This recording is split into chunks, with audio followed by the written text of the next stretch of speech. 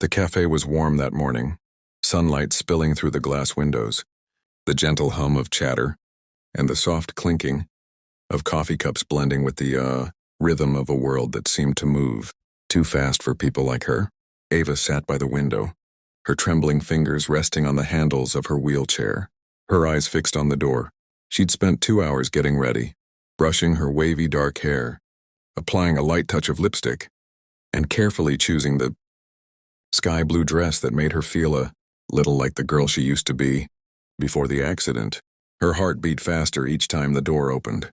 Every man who walked in made her chest tighten with hope, and then sink again when it wasn't him. Today wasn't just another coffee date. It was a blind date arranged by her friend Lily, who swore the guy was different. Ava didn't believe in different anymore. Not after how people looked at her.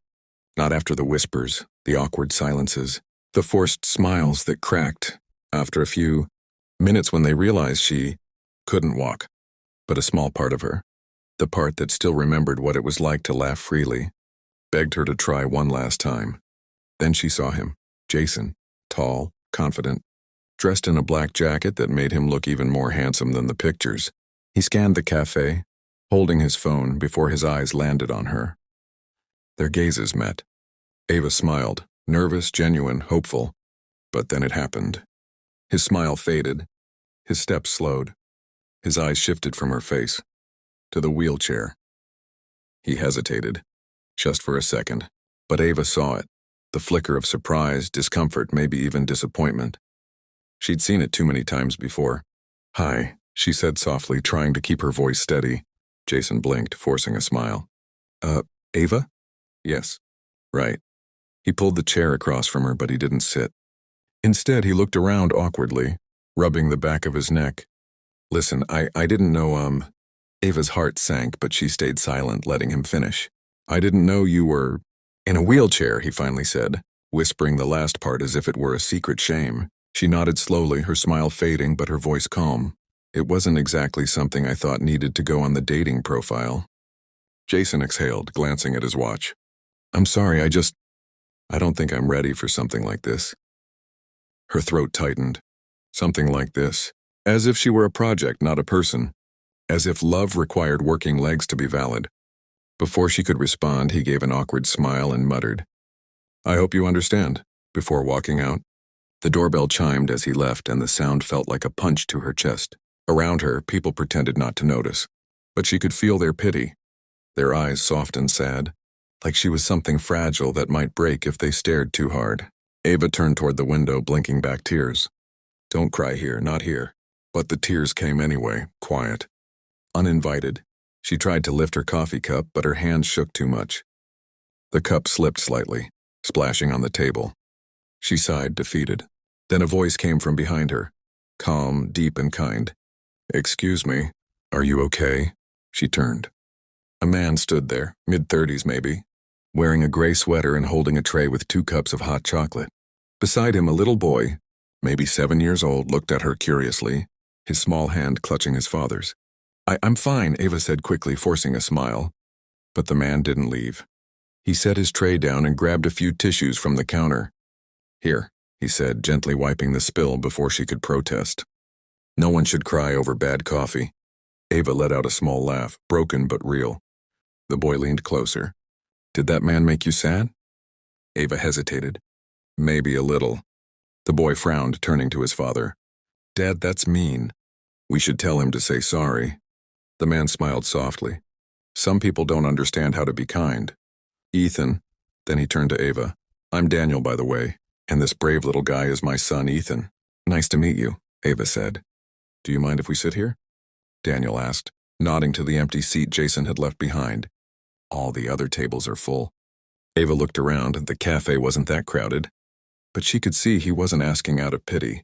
Something about his tone was genuine, easy, and warm. She nodded. "Sure." Ethan climbed onto the chair, grinning. "You have cool wheels." Ava chuckled. "Thanks. They go faster than you think." "Really?" he asked, eyes wide. "Yep, I can race you someday." "Deal," Ethan said, raising his tiny fist. Daniel smiled at the playful exchange, but his eyes stayed on Ava, not in pity but curiosity. If you don't mind me saying, whoever made you cry doesn't deserve to sit across from you. Her breath caught. No one had ever said that to her before. It's fine, she whispered. I guess I'm used to it. Daniel leaned forward slightly. Don't get used to being treated like less. The world will try, but you don't have to agree.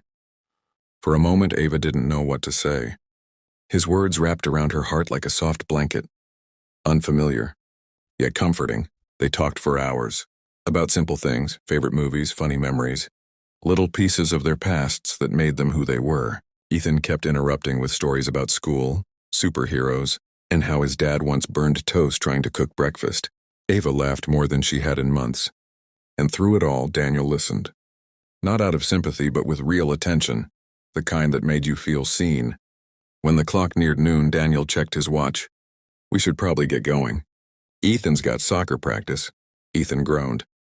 But I want to stay with Ava. Daniel chuckled. Another time, champ. Then he turned back to her. It was really good talking with you. Ava, would it be okay if we met again sometime? Ava hesitated. Not out of fear, but disbelief. You'd want to? Daniel tilted his head.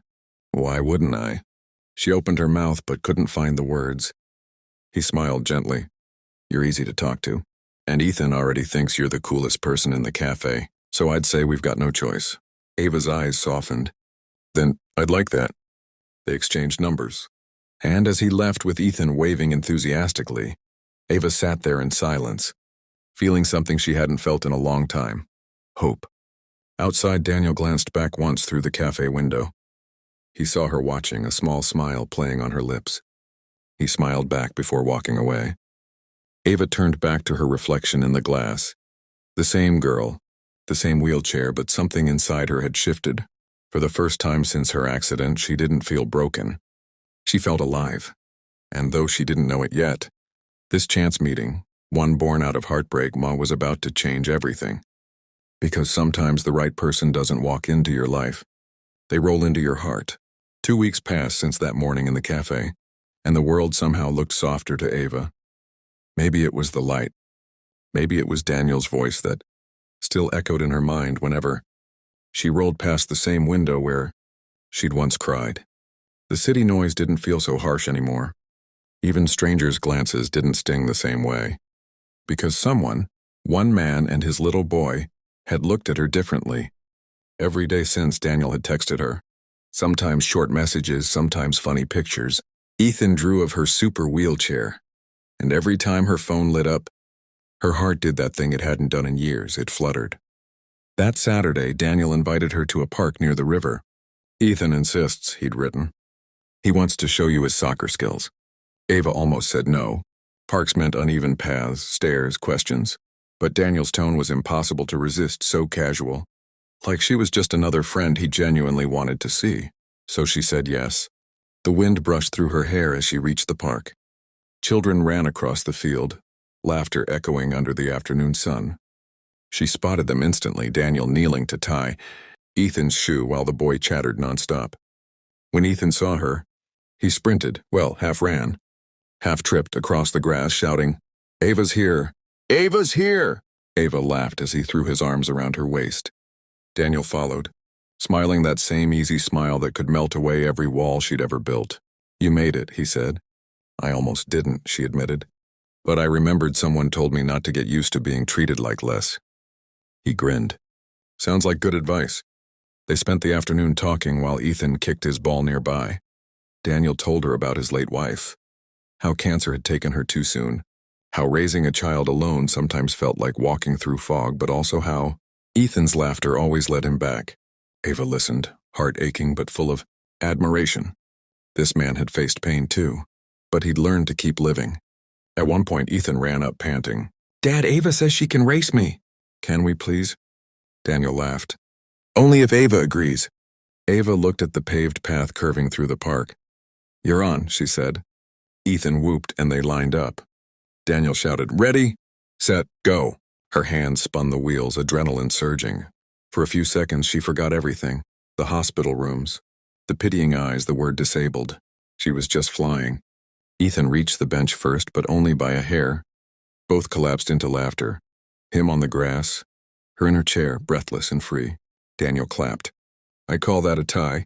Ava's eyes met his, glowing with something unspoken. In that moment, the world felt whole again.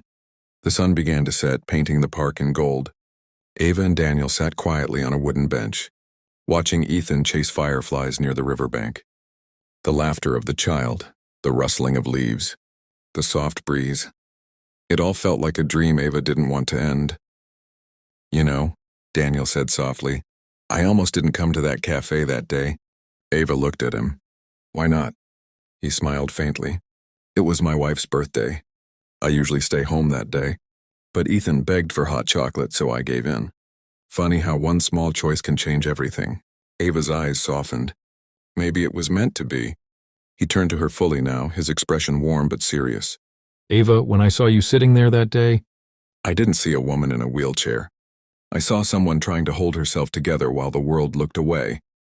You reminded me of what real strength looks like. Her heart skipped. Daniel!